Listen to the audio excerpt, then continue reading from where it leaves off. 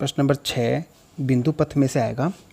तो बिंदु पथ के एक एक लाइन के जो आंसर हैं उन्हीं सवालों में से आता है। बिंदु पथ पूछा जाता है मोस्टली, कैसे क्वेश्चन आ सकते हैं वो मैं बता देता हूँ आपको। सिंपल है, एक एक लाइन के आंसर हैं। वह त्रिभुज जिसके लंब केंद्र, परिकेंद्र और अंतकेंद्र संपाती हो। संपाती का मतलब होता है एक ही हो, तो वह कैसा त्रिभुज होता है।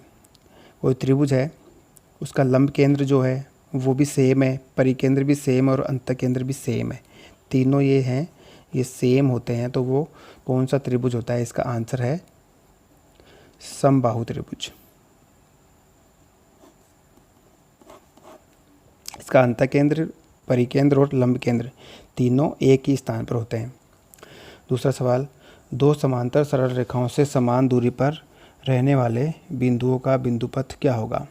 दो मान लीजिए समांतर रेखाएं हैं और इनसे बराबर दूरी पर कोई रेखा जा रही है, तो उन रेखाओं के मध्य से गुजरने वाली समांतर रेखा इसका बिंदुपथ हो जाएगा। फिर तीसरा है, एक घड़ी में सेकंड की सुई के सिरे का बिंदुपथ लिखिए। एक घड़ी है, उसकी सेकंड की सुई है, इसका जो सिरा है उसका हमें बिंदुपथ बताना है। तो ये गोल गोल घूमेगी, पूरा वृत्त बनाएगी, तो इसका जो बिंदुपथ आएगा वो आएगा वृत्त की परिधि। सेकंड की सुई आए, जैसे मिनट की सुई आए, जैसे घंटे की सुई आए, उनका जो बिंदुपथ होता है वो वृत्त की परिधि होता है। फिर है, उस बिंदु का बिंदुपथ ज्ञात कीजिए जिसकी रेखा ए बी से दूरी सदैव 5 सेंटीमीटर है। ये कोई रेखा है और एक रेखा ऐसे जा रही है, इसकी दूरी हमेशा 5 सेंटीमीटर ही होनी चाहिए, तो उस बिंदु का बिंदुपथ हमें बताना है। तो ये आएगा उस रेखा से समांतर रेखा, इसका जाएगा समांतर रेखा। अगला क्वेश्चन है, दो प्रतिच्छेदी रेखाओं का बिंदुपथ। दो रेखाएं हैं जो कि एक दूसरे को काट रही हैं, तो इसका बिंदुपथ क्या होगा। तो इसका जो बिंदुपथ होगा, दोनों प्रतिच्छेदी रेखाओं के मध्य में जो कोण बनता है उसका जो अर्धक होता है, ये वाला अर्धक होगा, वो उसका बिंदुपथ होगा, यानी कि कोण का अर्धक।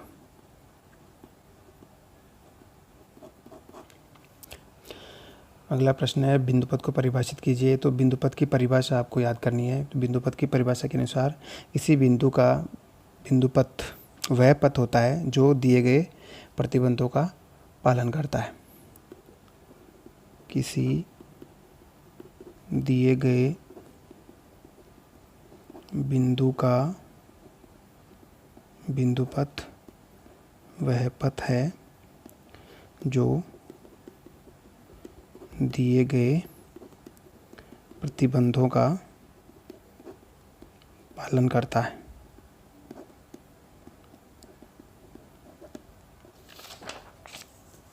अगला क्वेश्चन है, किसी समतल में लुढ़कने वाले वृत्त के केंद्र का बिंदुपथ ज्ञात कीजिए। कोई समतल है, वृत्त है, उसका केंद्र है और ये ऐसे लुढ़क रहा है, तो इसका हमें बिंदुपथ बताना है। तो ये जो समतल है उसके समांतर रेखा, क्योंकि केंद्र है वो, उसकी जो दूरी है वो हमेशा बराबर ही रहेगी। ये ऐसे चलेगा केंद्र, तो समतल से समांतर, समतल के समांतर रेखा, ये इसका बिंदुपथ हो जाएगा।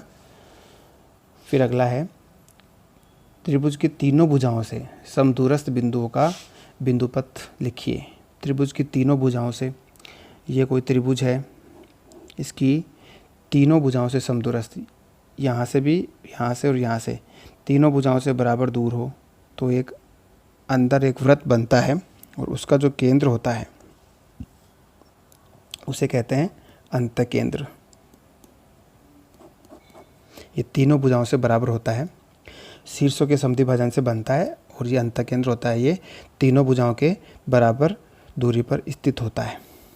ठीक है, अगर इसी सवाल में ऐसे पूछ ले कि त्रिभुज के तीनों शीर्षों से समदूरस्थ बिंदु का बिंदुपथ लिखिए, तो वहाँ पर आ जाएगा परिकेंद्र है। ये तो शीर्षों से बराबर दूर होता है और ये अंतकेंद्र है, वो भुजाओं से बराबर दूर होता है।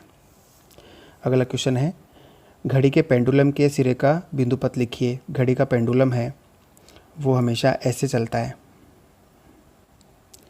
तो ये वृत्त का चाप इसको बोल देंगे, वृत्त का चाप। घड़ी का पेंडुलम का सिरा का बिंदुपथ वृत्त का चाप होता है। Thank you.